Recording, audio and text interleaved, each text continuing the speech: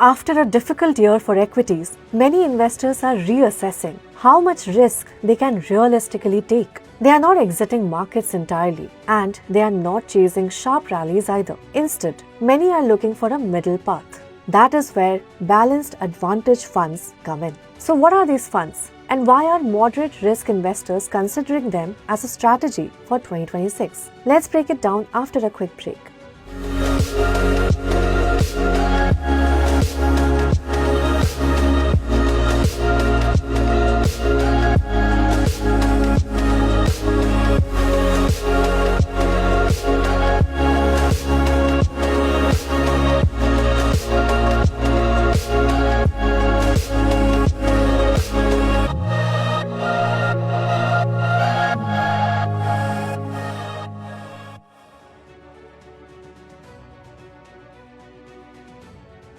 Balanced advantage funds, also called dynamic asset allocation funds, aim to strike a balance, participate in equity upside while limiting downside risk. In 2025, when equity markets struggled, this category stood out. On average, balanced advantage funds delivered returns of over 5%. Compare that with other categories. Flexi-cap funds returned around 3.6%, mid-caps about 2.4%, and small caps ended the year in the red. Investor behavior reflects that shift. By end December 2025, there were 35 balanced advantage funds in the market. Together, they managed assets worth roughly 3.23 trillion rupees. And in 2025, these funds saw net inflows of over 16,500 crore rupees.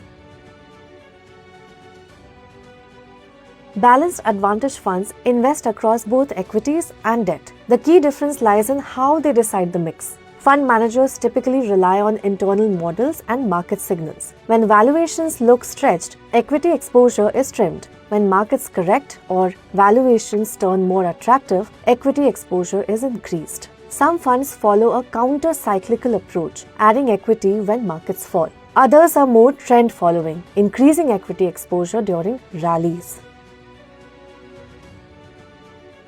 Now, one reason investors rely on these funds is their long-term performance during volatile phases. Over the last 10 years, calendar year returns for balanced advantage funds have not turned negative as a category. That does not mean returns are always high. It means losses are often contained.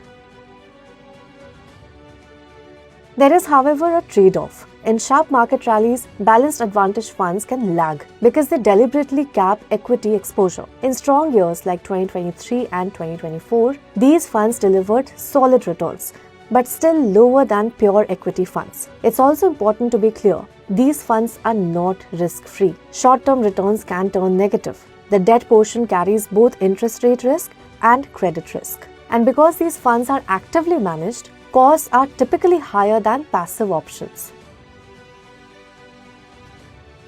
So who are these funds best suited for? Moderate risk investors with a 3 to 5 year horizon who want equity participation without extreme volatility. For many retail investors, allocating 10 to 30% of their portfolio to these funds can make sense, depending on risk appetite and overall goals. Follow for more such market explainers.